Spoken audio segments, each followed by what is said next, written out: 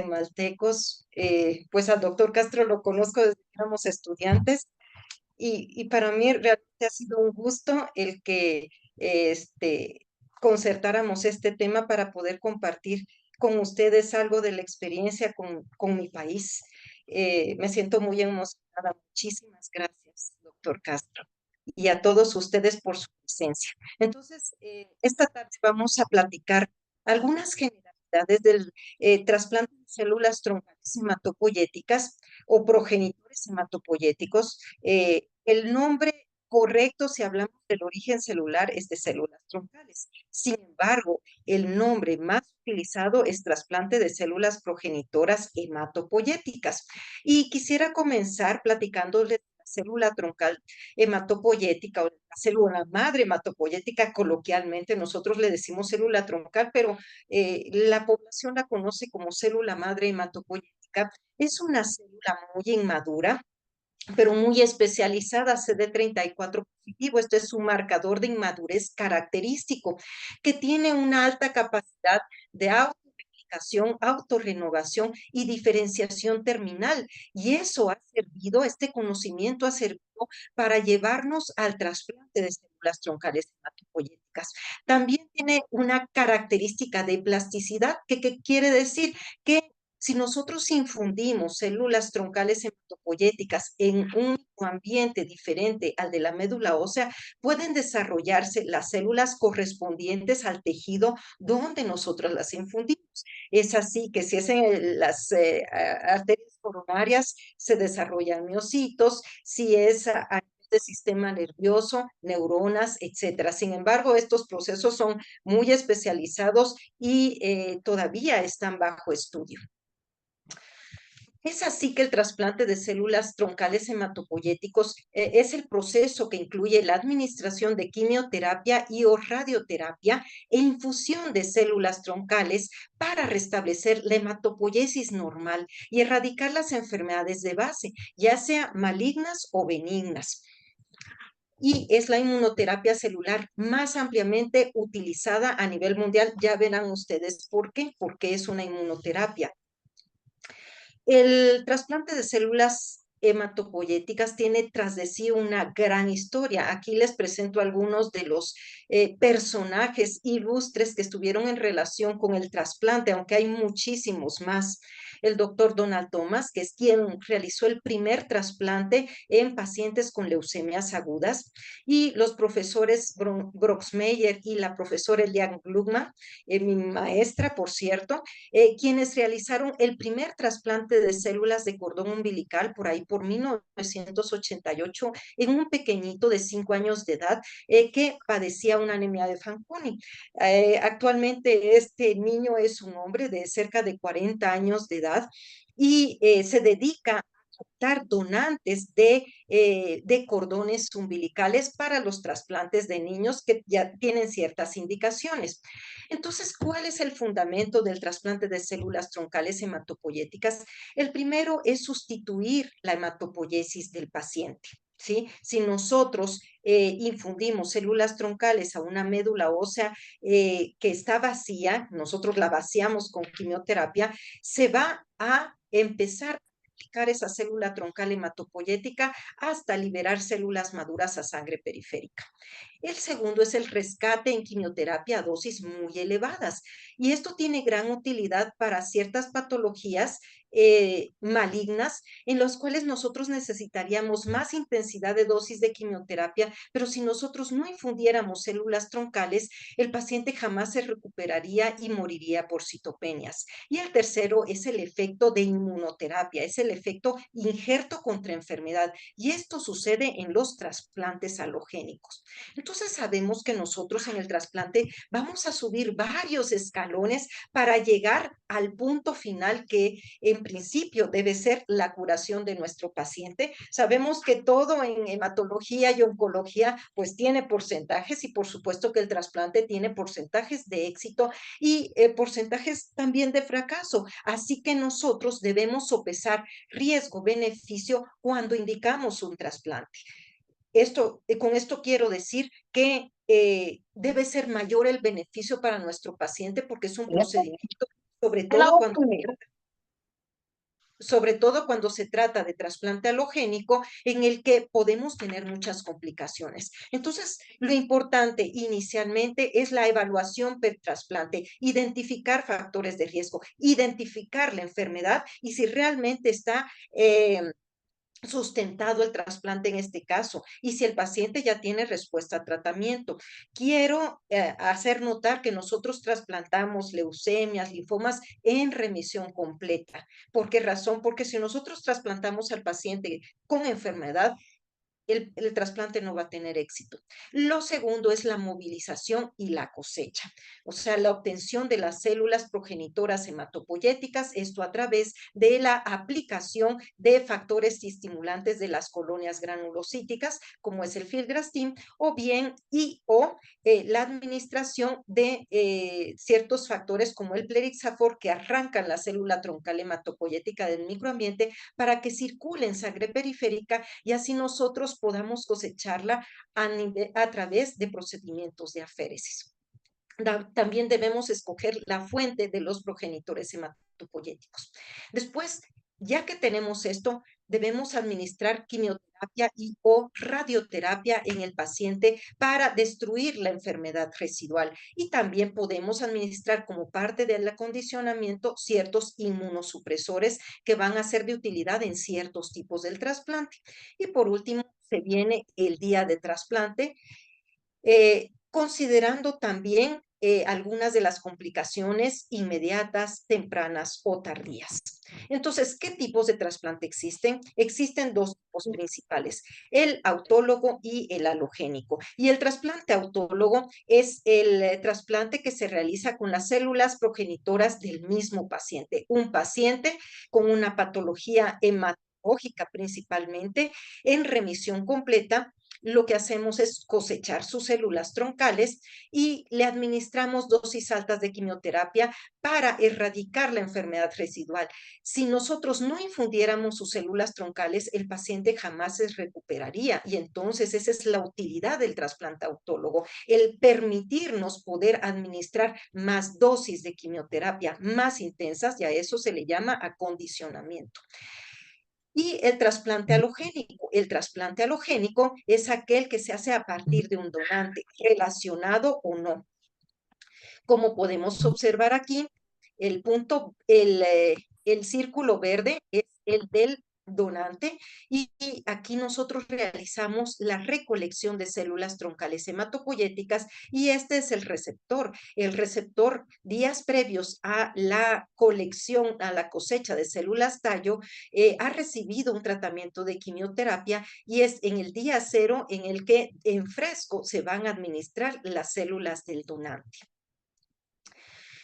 Para el trasplante halogénico debemos tener presente que es importantísima la compatibilidad del sistema mayor de histocompatibilidad.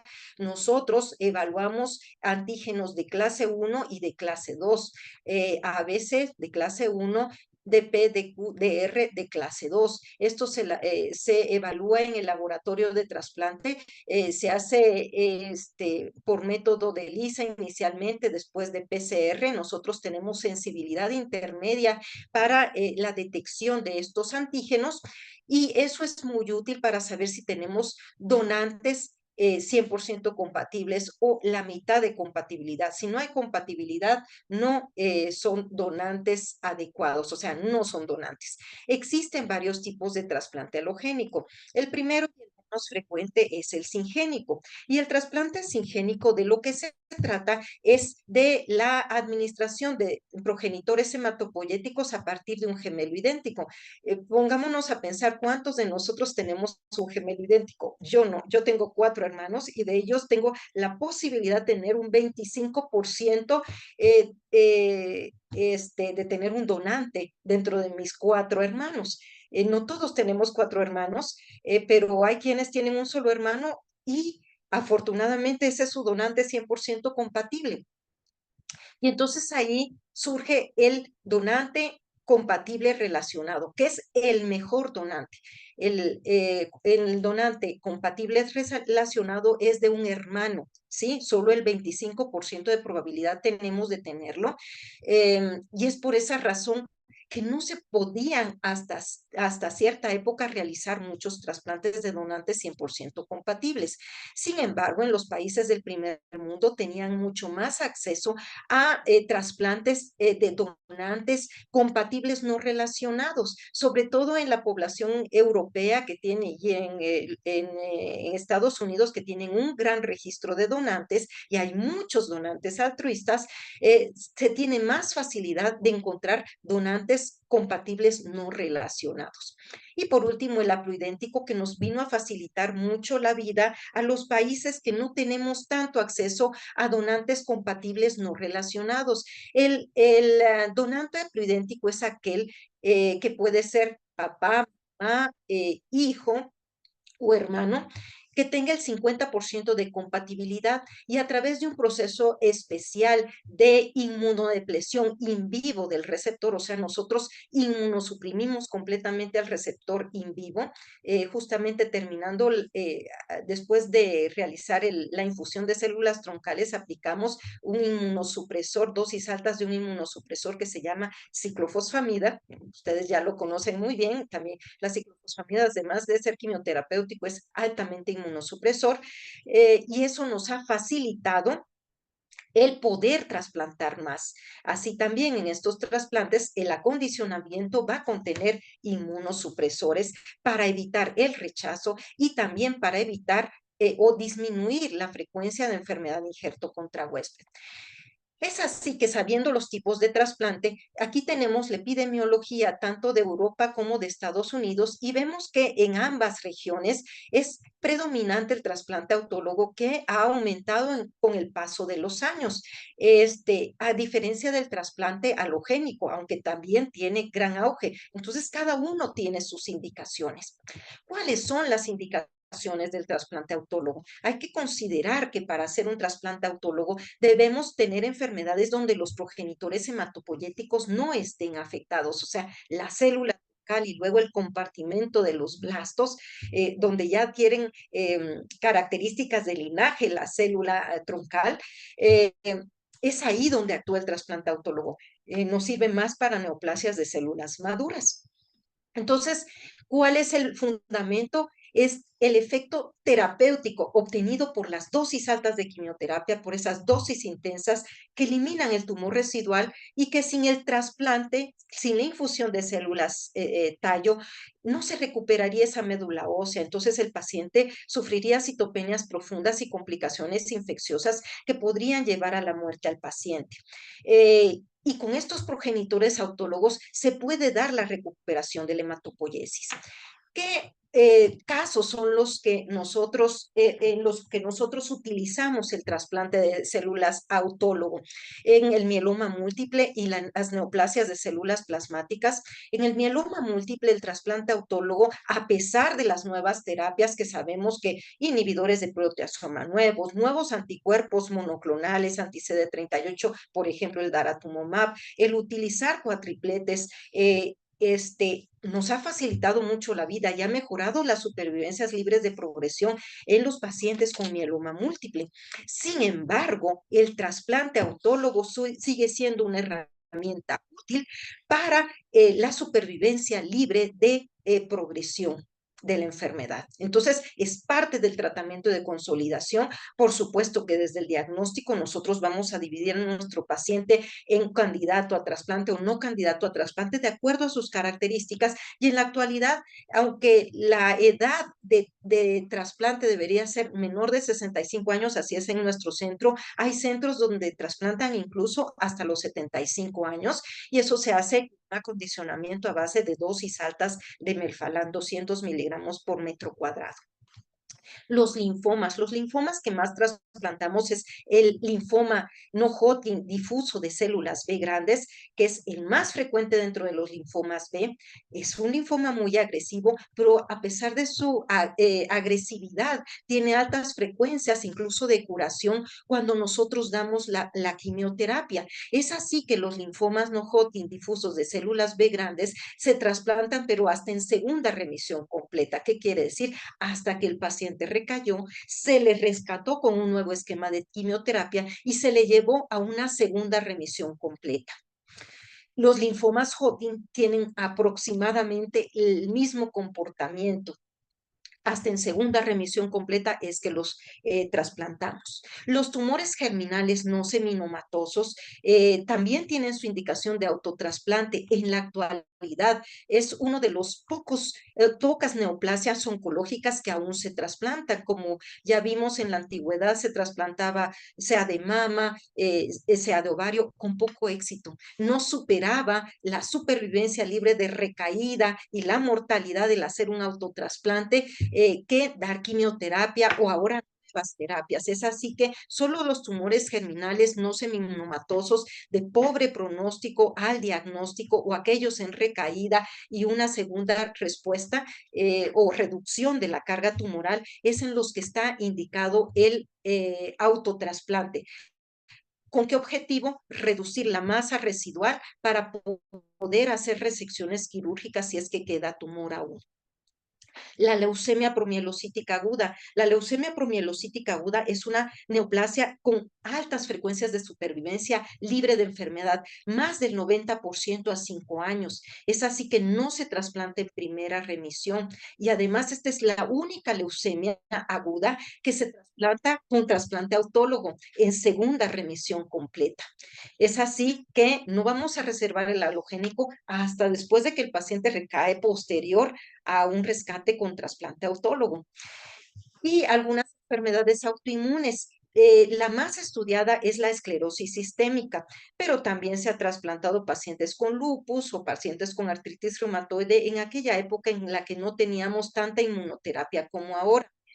Algunos errores como la diabetes mellitus tipo 1, también hay casos en los que se ha trasplantado, como son fenómenos autoinmunes, con trasplantes autólogos. Y aquí solo quiero ejemplificarles cómo en el linfoma de Hodgkin, el IPS, que es la escala pronóstico internacional, nos muestra que a pesar de que el paciente se encuentre dentro de los puntajes más elevados de riesgo, la supervivencia global supera el 50% a los 5 años. La supervivencia libre de progresión a los 5 años es aproximadamente del 40%. Como podemos observar entonces, como son tan altas las frecuencias de respuesta y tan prolongadas, el linfoma de Hodgkin no se trasplanta en primera remisión completa. ¿Por qué? Porque su capacidad de curación es muy alta. El linfoma de Hodgkin lo trasplantamos hasta en segunda remisión completa y en muchos casos, aunque es mejor tener enfermedad quimiosensible, porque después de un trasplante autólogo en segunda remisión completa, la supervivencia, la probabilidad de supervivencia global es más del 80%, es mejor que en enfermedad quimioresistente. Nosotros solo debemos demostrar quimiosensibilidad. No necesariamente están en respuesta completa, aunque lo mejor es trasplantar a un paciente en respuesta completa, en segunda respuesta completa. Les hablaba del linfoma no Hodgkin de células B grandes, el difuso, que es el más frecuente y es un linfoma agresivo, que en la actualidad ya tenemos otras herramientas como la terapia con CAR-T. Sin embargo, el trasplante autólogo sigue siendo de gran utilidad para mejorar la supervivencia en este grupo de pacientes en segunda remisión completa, que sin un trasplante bajaría 15% aproximadamente, y con un trasplante puede superar más del 60%. Y la mortalidad no relacionada a recaída es bajo. De hecho, se ha mejorado mucho la experiencia con trasplantes autólogos y los pacientes se están recuperando más o menos al día 10 u 11 del trasplante. Ahora, ¿cuáles son las indicaciones del trasplante halogénico? Aquellas enfermedades donde los progenitores hematopoyéticos sí están afectados, o sea, el compartimiento donde ya la célula troncal hematopoyética adquirió características de linaje. Aquí ubicaríamos al blasto mieloide y al blasto linfoide. Es así que en las leucemias agudas está indicado el trasplante halogénico. Tiene un efecto terapéutico doble. Primero, el rescate de la médula ósea después de recibir dosis altas de quimioterapia y o radioterapia, que si no lo rescatáramos con células troncales, el paciente moriría por esa mieloablación. Y además ese efecto inmune que es de injerto versus enfermedad. Y además, la recuperación de la hematopoiesis e inmunidad del paciente. Sabemos que la recuperación de la inmunidad va a ser más tardía en el trasplante halogénico que en el trasplante autólogo. ¿Cuáles son las indicaciones? Las leucemias agudas, los síndromes mielodisplásicos, los síndromes de falla medular como la anemia plástica y ciertas neoplasias proliferativas como la mielofibrosis primaria. Estas son las más frecuentemente trasplantadas. Sin embargo, hay algunos otros casos y sobre todo infantiles, las inmunodeficiencias primarias, los errores innatos del metabolismo y la talasemia y drepanocitosis. La talasemia en el caso de ser que son trastornos de las cadenas de hemoglobina, recordemos, y que son pacientes que requieren alta cantidad de transfusiones y que pueden sobrecargarse de hierro y eso llevar a cirrosis, a cardiopatías, etcétera. Y la drepanocitosis está indicada en aquellos niños en los que hay muchas crisis vasoclusivas que pueden deteriorar su crecimiento y su calidad de vida con mortalidades tempranas. Es así que mencionando las indicaciones más frecuentes del alotrasplante, podemos incluir a la leucemia mieloide aguda o leucemia mieloblástica aguda. La leucemia mieloblástica aguda tiene ciertas indicaciones de trasplante. Sabemos que al diagnóstico debemos clasificarla por riesgos y actualmente, además de los riesgos citogenéticos, tenemos los paneles moleculares que nos pueden dar una claridad desde el inicio de saber en qué paciente voy a llegar a un trasplante. Es así que los pacientes de riesgo alto o de riesgo intermedio son los que deberían ir a alotrasplante. Los pacientes de riesgo bajo, como por ejemplo con las translocaciones de buen pronóstico 16-16, inversión del 16, translocación 8-21 y sus genes correspondientes, podríamos llevarlos a la primera remisión completa, dar 3 consolidaciones y vigilarlos. No así con los pacientes que tienen riesgo alto o riesgo intermedio, cuya mortalidad por recaída puede ser elevada. Por ejemplo, aquellos pacientes que tienen -7, -5, cariotipos complejos o mutaciones de pobre pronóstico que los pueden llevar a las recaídas tempranas. A estos pacientes debería trasplantarse en primera remisión completa. Ahora, a los pacientes de riesgo bajo, les damos la quimioterapia, les damos las consolidaciones y los trasplantamos solo si recaen y llevamos a una segunda remisión completa. Ven ustedes las diferencias entre realizar un trasplante en un paciente en primera remisión completa a realizar un trasplante, a que el paciente llegue a remisión completa y no realizar trasplante, o aquel que no tiene respuesta donde la mortalidad es muy elevada.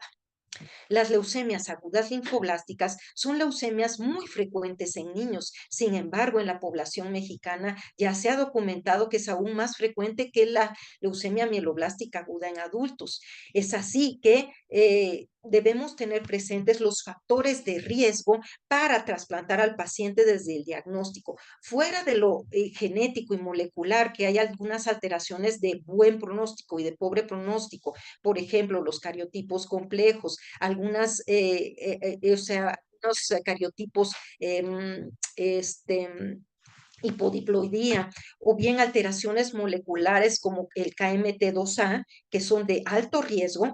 Estos pacientes deberían trasplantarse en primera remisión completa. Tenemos otros factores de riesgo, como la edad mayor a 40 años al diagnóstico, el tener más de 30,000 leucocitos al diagnóstico en leucemias de estirpe B, más de 100,000 en leucemias de estirpe T, infiltración al sistema nervioso central al diagnóstico, o no lograr una respuesta temprana, o sea, a las 4 semanas del tratamiento de inducción. Estos son factores que hacen que el paciente tenga que trasplantarse en primera remisión completa. Pero ahora hay un valor muy importante en la enfermedad residual medible. El tener una enfermedad residual medible positiva después de la tercera consolidación es un factor de riesgo de recaída. Es así que estos pacientes deberían trasplantarse, y ahora que tenemos inmunoterapia, nosotros administramos blinatumomab para negativizar la enfermedad residual del paciente y poder llevar a un trasplante más exitoso, ya que los que tienen enfermedad residual medible positiva pueden recaer más frecuentemente que los que no. Así también, vean ustedes cómo en los pacientes de alto riesgo, aquí les estoy poniendo los adultos, pero también sucede en los niños, el ir trasplantando, dependiendo la remisión, baja las probabilidades de supervivencia global, ya no digamos de supervivencia libre de recaída. Y aquí tenemos las estadísticas por la CIBMTR, que es el registro internacional de trasplante de sangre y médula ósea, en el que observamos cómo en neoplasias mielodisplasias, que es una de las patologías que se deberían trasplantar si son neoplasias de alto riesgo, es importante que veamos que tanto en donadores relacionados como no relacionados, los trasplantes son exitosos y es mejor trasplantarlos tempranamente. Y en resumen, podemos observar acá que hablando de trasplante autólogo y alogénico, el mieloma múltiple a nivel de Estados Unidos y a nivel europeo es el que más, la patología que más se autotrasplanta, y las leucemias agudas mieloblásticas y linfoblásticas son las patologías que más se alotrasplantan, además de los síndromes mielodisplásicos, como podemos observar aquí. Este es Estados Unidos y este es Europa. Y esta es la epidemiología en México. De 473 trasplantes realizados en 4 años, este año se ha aumentado más la cifra de trasplantes. Se ha hecho 55% trasplantes autólogos, esto fue hasta el 2020, el 2021 bajó un poquito por la pandemia y ahora ya ha vuelto a remontar. Y de los autólogos, lo más frecuentemente trasplantado es el mieloma múltiple seguido del linfoma no Hodgkin. Y en los halogénicos, vean por la frecuencia, las leucemias agudas linfoblásticas seguidas de las mieloblásticas, y se trasplanta poco síndrome mielodisplásico. Estamos con la idea de pues poder aumentar esas cifras.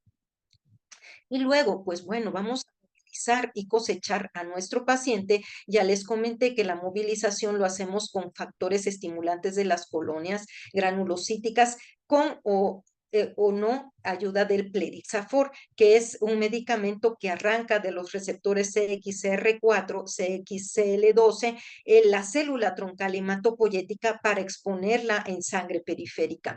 Y entonces, los procesos que utilizamos, que antes se utilizaba mucho la médula ósea, ahora solo tiene ciertas indicaciones, por ejemplo, pacientes con anemia plástica o leucemias agudas de riesgo intermedio mieloides agudas de riesgo intermedio podrían trasplantarse con médula ósea. Aquí la cantidad de células CD3 es menor, o sea, de linfocitos es menor, y hay menor probabilidad de enfermedad de injerto contra huésped. Sin embargo, el donante requiere sedación y anestesia peridural en quirófano con técnica aséptica. Entonces realizamos entre más o menos 40 punciones de cada cresta ilíaca y obtenemos 15 mililitros por kilogramo del peso del donante.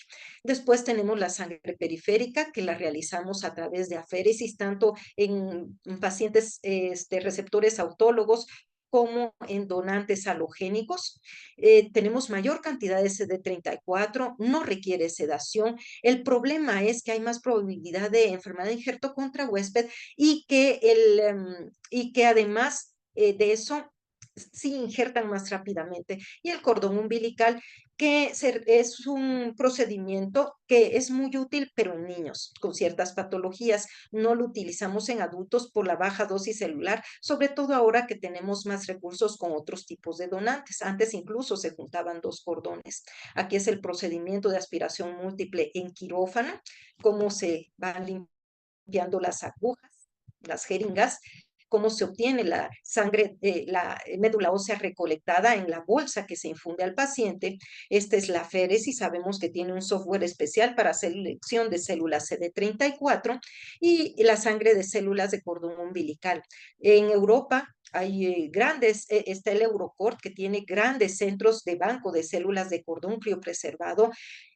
Lo utilizan de forma halogénica. ¿Por qué? Porque la probabilidad de un donante autólogo que sus papás le criopreserven el cordón umbilical desde pequeño dura 15 a 20 años criopreservado. Sin embargo, es muy baja la probabilidad de que esta persona lo vaya a utilizar y se desechan finalmente y tienen un alto costo. Estos son los contenedores de nitrógeno líquido donde se criopreserva con sustancias crioprotectoras para evitar la destrucción de las células troncales por los cristales del hielo si no usamos crioprotectores.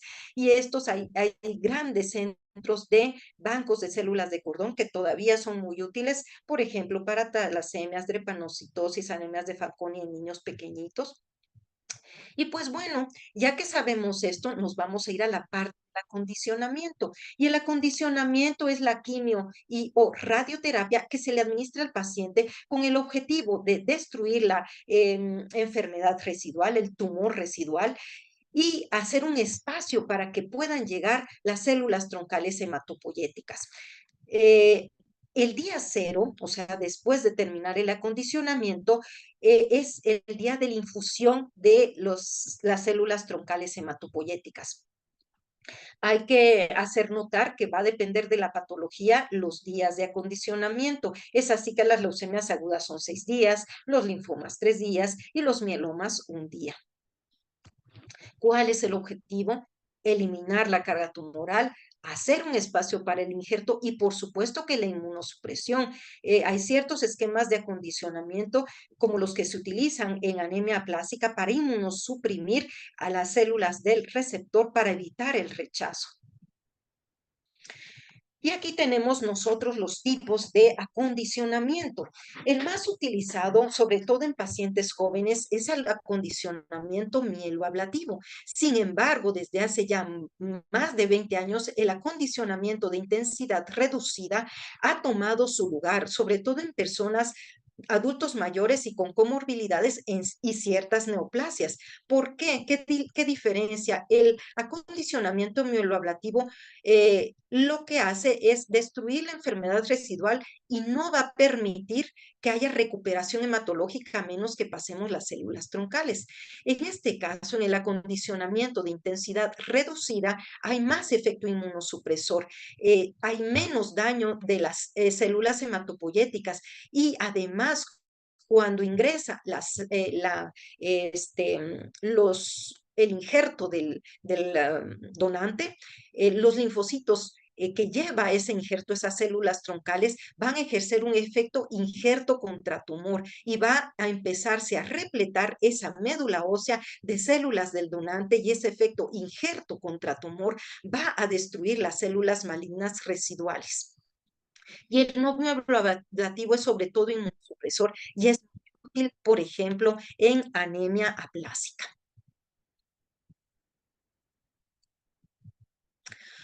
Y bueno, nosotros consideramos que después de un periodo de aplasia, el injerto de los neutrófilos se va a dar en el día en que los neutrófilos suben a más de 500 totales, cuando el paciente sale de la neutropenia grave por al menos 3 días. El injerto de plaquetas va a ser el primer día de 3 días consecutivos en el que el paciente tenga más de 20,000 plaquetas sin transfusiones por 7 días. Y eso es definición de injerto. Y por supuesto que va a requerir menos transfusiones de concentrados eritrocitarios. Y como pueden observar ustedes, la reconstitución inmune es muy variable. La que más tarda es la de los linfocitos CD4, sobre todo en los trasplantes halogénicos. Es así que estos pacientes, y además que tienen inmunosupresión en los halogénicos, a diferencia de los autólogos, pueden tardarse hasta 2 años en reconstitución inmune, cuando en los autólogos hay 3 a 6 meses ya empiezan a subir las inmunoglobulinas, ya empiezan a subir los linfocitos CD4 y a deprimirse algo los CD8 y células asesinas naturales. Y aquí es importante la acción de los linfocitos T reguladores.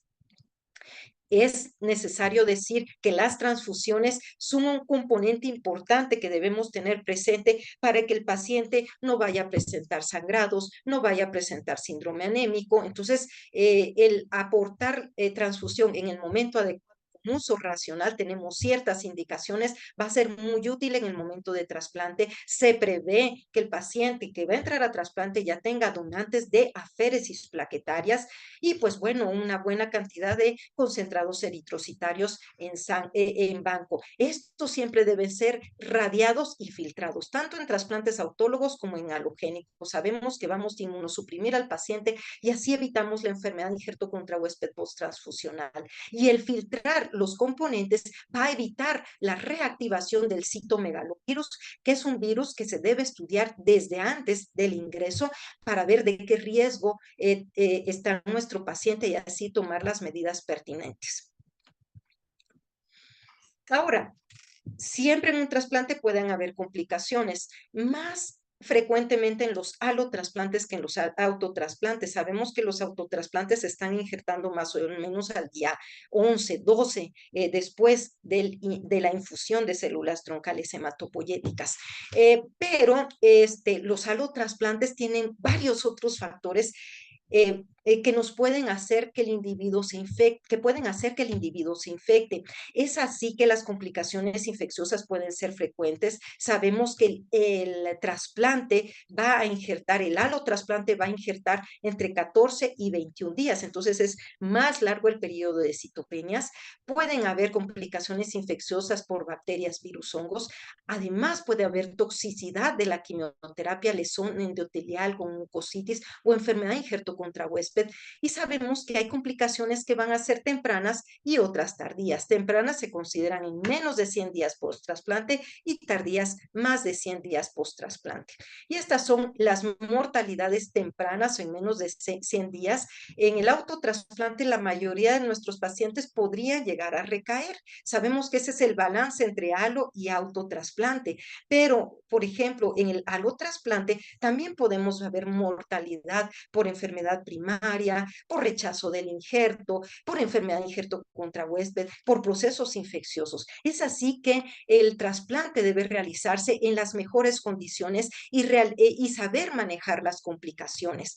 Les pongo un ejemplo de las toxicidades por quimioterapia. Una de ellas es la mucositis y como podemos observar, sucede sobre todo con regímenes con radiación o dosis altas de fusulfan. Al realizar el acondicionamiento, este va a afectar los tejidos de alta replicación. Dentro de esos está la mucosa del tubo digestivo. Podemos llegar a mucositis grado 3 que incluso requieran nutrición parenteral total. Además, hay que hablarle a los pacientes. Esta es una complicación que se da durante el trasplante, pero a largo plazo, al afectar tejidos de alta replicación, también pueden dar ciertos esquemas, pueden dar esterilidad, sobre todo los que se utilizan con quimioradioterapia o los esquemas, sobre todo de leucemias agudas, pueden dar esta complicación. Es así que debemos hablarle a nuestro paciente antes de esa posibilidad. Vean, la mucositis puede tener un pico en los 6 a 12 días, o sea, en el periodo de aplasia, pero la resolución es de 7 a 14 días. ¿Qué quiere decir? Al momento en que empiezan a elevarse los neutrófilos, empieza a resolver la mucositis. Y por supuesto que debemos tener presente que a nuestros pacientes que vamos a someter a un trasplante debemos dar profilaxis. Vamos a dar profilaxis antiviral con aciclovir. Aquí están los periodos en los que podemos tener más frecuentemente infecciones por virus. El virus de herpes simple o sincitial respiratorio es en el periodo preinjerto, o sea, antes de 14, 21 días.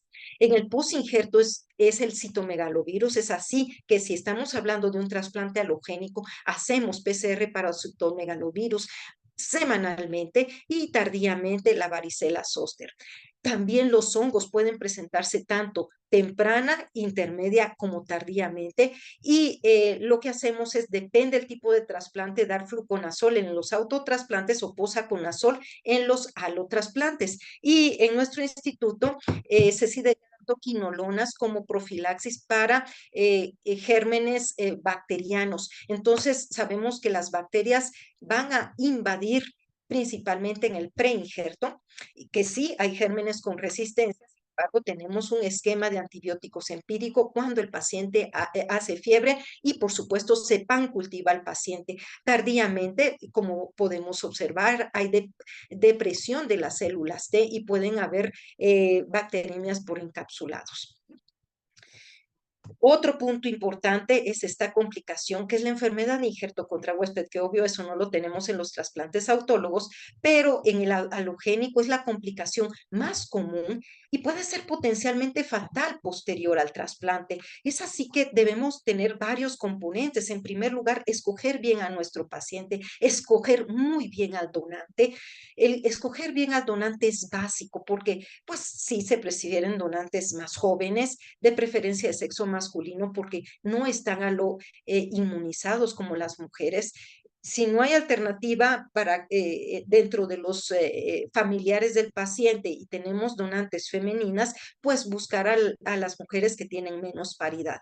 Y en algunas ocasiones, pues no es posible eso y tenemos que saber manejar las complicaciones. Siempre es bueno tener un poquito de injerto contra huésped. Yo les diría grado 1, por ejemplo, en piel, porque eso significa que hay efecto injerto contra enfermedad, pero cuando la enfermedad injerto contra huésped pasa más de grado 2, puede ser incluso mortal.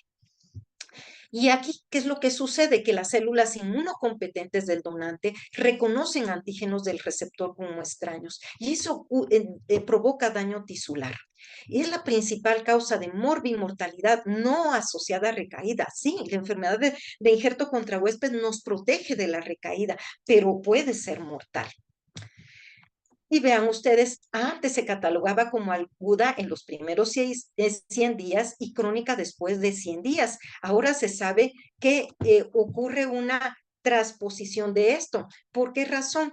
Porque en el primer periodo post-trasplante, más o menos en los 100 primeros días, es más bien por aloactivación. Eh, y, eh, y posteriormente es un trasfondo autoinmune, perdón. Entonces, pero pueden haber sobreposiciones. En general, la enfermedad de injerto contra huésped aguda, lo que va a afectar es piel, tubo digestivo e hígado. Entonces, la piel es la más frecuentemente afectada en 75% de los casos, o a veces es la única afectada. Puede haber un exantema maculopapular que sí nos puede confundir con reacciones a medicamentos. Entonces, hay que ser muy cautelosos antes de empezar esteroides, que es el tratamiento inicial, pero puede llegar a grado 4, que es vesículas de escamación, como si fuera una quemadura de tercer grado. Luego, el tubo digestivo hasta en el 50% y simple anorexia o náusea podría ser parte de una enfermedad de injerto contra huésped aguda del tubo digestivo, pero puede llegar a diarrea secretora muy abundante, dolor abdominal e incluso sangrado. Y el efecto sobre el hígado, la enfermedad de injerto contra huésped hepático, inicialmente tiene un patrón colestásico con elevación de bilirrubinas, fosfatasa alcalina y gamma-glutamiltransferasa, pero también puede haber elevación de las transaminasas. Y aquí vemos el ejemplo de una enfermedad de injerto contra huésped aguda en piel. Aquí vemos una biopsia donde hay levantamiento del epidermis y hay un infiltrado linfocitario y vesículas, y esto es típico también de las reacciones por medicamentos, entonces nos puede confundir, debemos tenerlo bien presente. Aquí vemos una enfermedad de injerto contra huésped grado 3 y grado 4 ya es como una quemadura con ámpulas. La enfermedad de injerto contra huésped crónica es más común y sobre todo puede alterar muchísimo la calidad de vida. La mejor forma de evitarla es evitar la enfermedad de injerto contra huésped aguda. Nos da las características de una enfermedad autoinmune como la esclerodermia. Vean ustedes, es más común en la piel en el 85% de los casos con poiquilodermia, líquen plano o escleroso. Aquí observamos una boca con líquen plano, pero también, como ocurre en la esclerodermia, de hecho utilizamos la misma escala, puede haber limitación del movimiento en las articulaciones, incluso miositis, y estos pacientes sí pueden tener una pésima calidad de vida. Hay enfermedad de injerto contrahuésped ocular, la debemos saber detectar tempranamente porque simplemente con gotitas de ciclosporina podemos tratarla. Em, Uno de los pacientes que se trasplantó por el año 87 en nutrición por una anemia básica, actualmente está curado incluso con poliglobulia secundaria a una bronquiolitis obliterante, porque a nivel pulmonar también es un órgano que puede afectar la enfermedad de injerto contra huésped. Entonces, este paciente tiene poliglobulia, pero está ciego y toca en los metros con su guitarra. Entonces lo curamos de la anemia plástica, pero quedó ciego. Entonces actualmente se han aprendido a manejar mucho estas complicaciones y el paciente también tiene que poner de su parte y eso es lo que debemos platicar con el paciente antes de someterlo al trasplante, de que se comprometa tanto en donantes durante el procedimiento como en sus cuidados posteriores a trasplante. Aquí observamos la biopsia de una persona con enfermedad de injerto contra huésped crónica en la piel, vemos cómo hay fibroblasto, o sea, hay esclerosis, etcétera. Es muy diferente a la enfermedad de injerto contra huésped aguda. Vean en el engrosamiento, el líquen plano a nivel de la lengua, la limitación en las articulaciones, el acartonamiento de la y como complicación, el trasplante también puede presentarse en años posteriores como neoplasia, con neoplasias secundarias, que es una causa importante de mortalidad no relacionada a recaídas en el 10% de los casos. Podemos observar tumores sólidos cuya incidencia acumulada a 10 años puede ser hasta del 1.7% y hasta 20 años del 3.3%. No importa el tipo de acondicionamiento, y vean, estos son las neoplasias más frecuentes: melanoma, cavidad oral, cáncer de mama, sistema nervioso central. Así que debemos hacer los tamizajes que podamos posterior al trasplante. Las neoplasias mieloides asociadas al tratamiento como leucemias agudas pueden tener una incidencia acumulada hasta de 11.7% a 6 años. El síndrome mielodisplásico y sobre todo la leucemia mieloide aguda asociada a tratamiento. Y las enfermedades linfoproliferativas post-trasplante, que ocurren algo más tempranamente. En el paciente inmunosuprimido post-trasplante alogénico podemos encontrar linfomas no Hodgkin post-trasplante por proliferación del virus de Epstein-Barr, tiene una incidencia de 3.2%, y estos son los linfomas, como hay inmunosupresión intensa, que más frecuentemente se pueden presentar linfoma difuso de células B grandes, linfoma de Burkitt o linfoma plasmablástico. Entonces, ¿qué cuidados especiales debemos tener con el paciente trasplantado? Una radiación de productos sanguíneos, es importante, filtrados, transfusión de productos sanguíneos con ciertas indicaciones, menos de 8 gramos de hemoglobina, plaquetas 20.000, considerar la incompatibilidad para hacer depresión eritrocitaria en los pacientes con incompatibilidad mayor a B1. Y el paciente va a ingresar cuando ya no requiera transfusiones ni de paquete globular ni de plaquetas y los neutrófilos estén más de 1.000.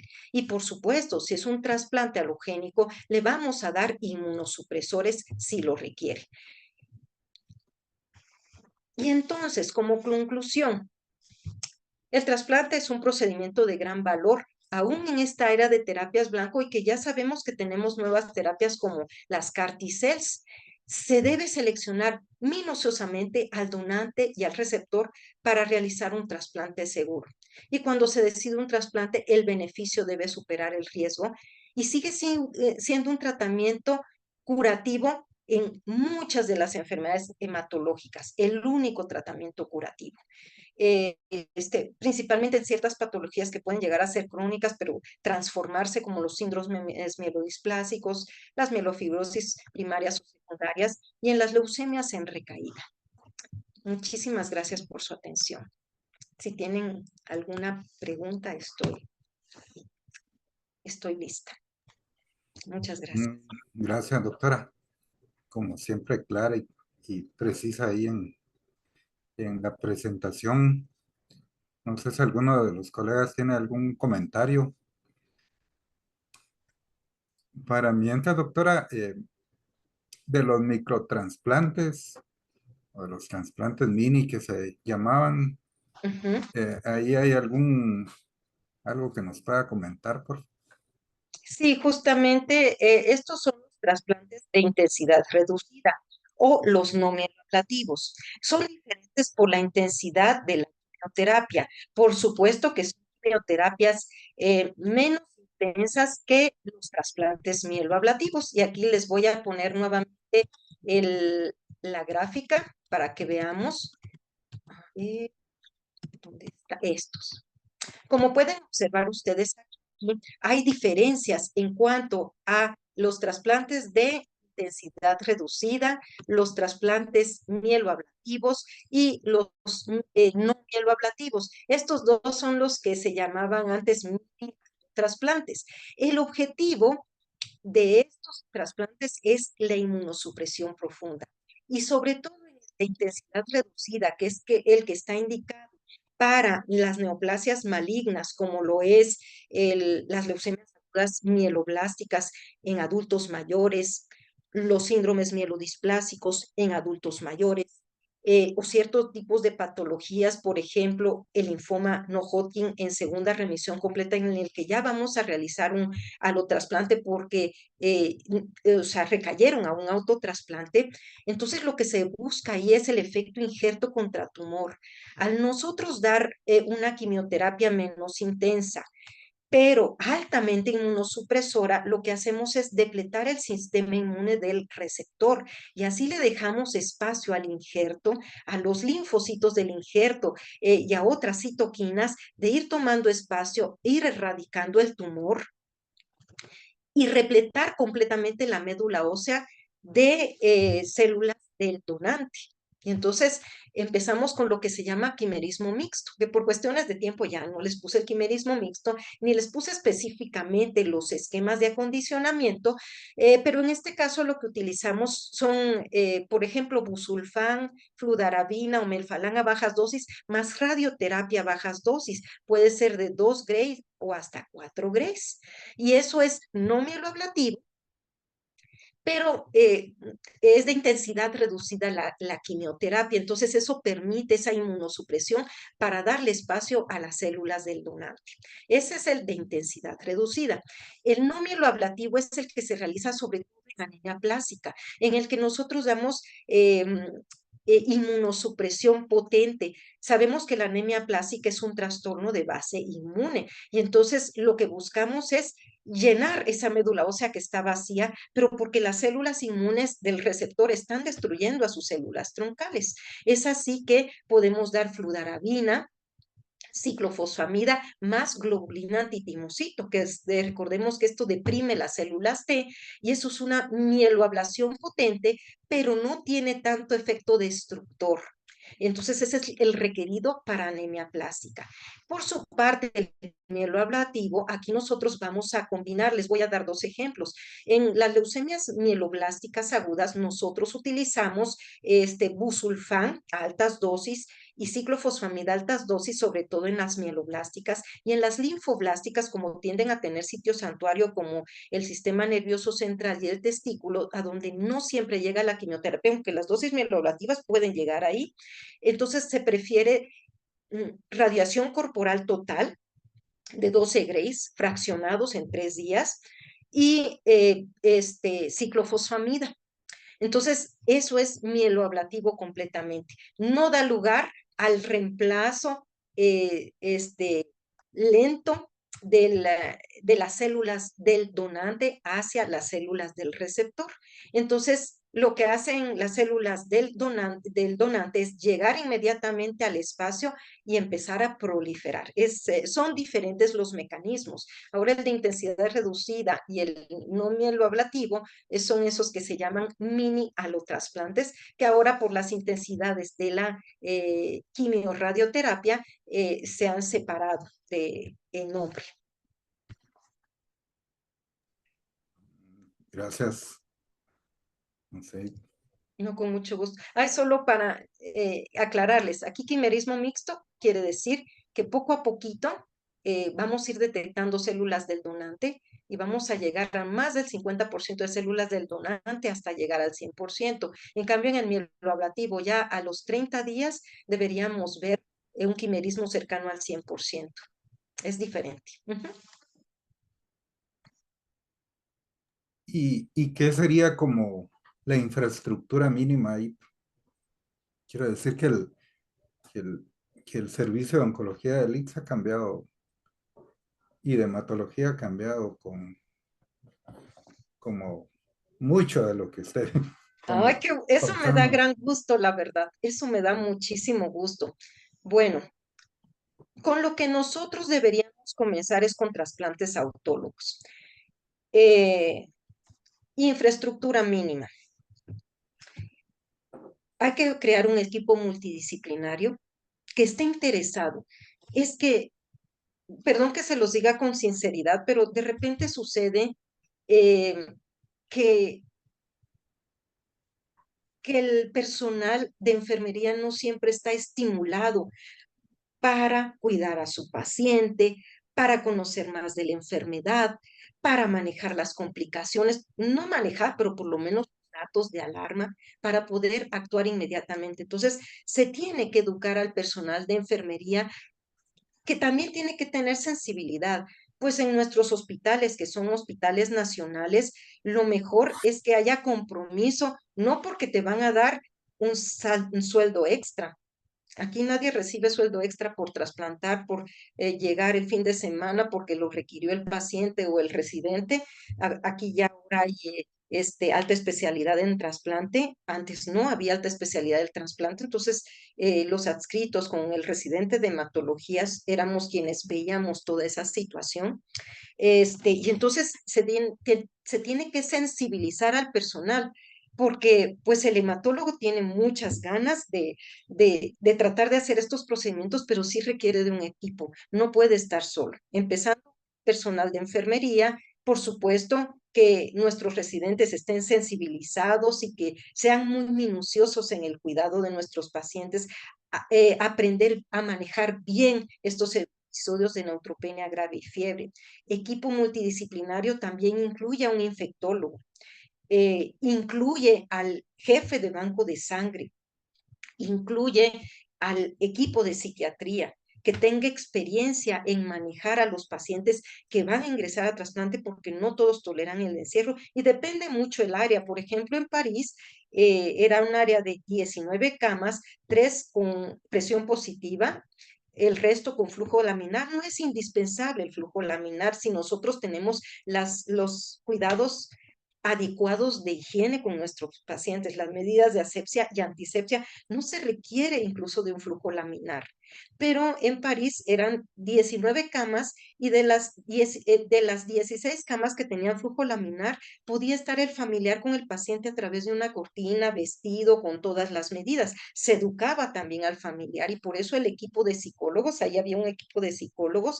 Aquí también lo hay un psiquiatra de enlace que evalúa a los pacientes pretrasplante y el equipo de psicólogos que pueden llegar a apoyar al paciente y a los familiares. Entonces, eso también es importante, la formación de un equipo multidisciplinario. Y eso hablando de personal humano.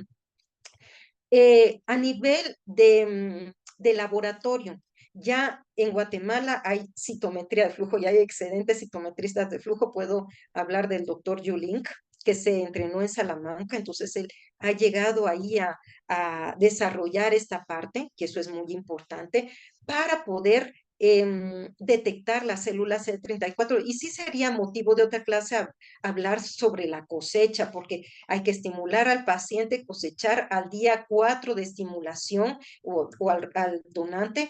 Lo que se hace es medir las células CD34 en sangre periférica y eso lo hace el citometrista de flujo. Así también, cuando se ha sacado el producto, ya sea de aféresis o por aspiración múltiple de médula ósea, se tiene que medir la cantidad de células CD34 antes de infundírselas al paciente. Entonces, eso es importante. Y en banco de sangre también tener la infraestructura por si se requiere criopreservar, aunque inicialmente habría que empezar con trasplantes autólogos en fresco.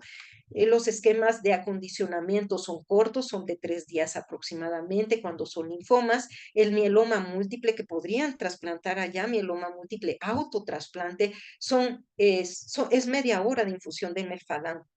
Es media hora de infusión de melfalán. eh, y al siguiente día, aunque se podría hacer a las 6, 12 horas, se podría infundir la médula ósea.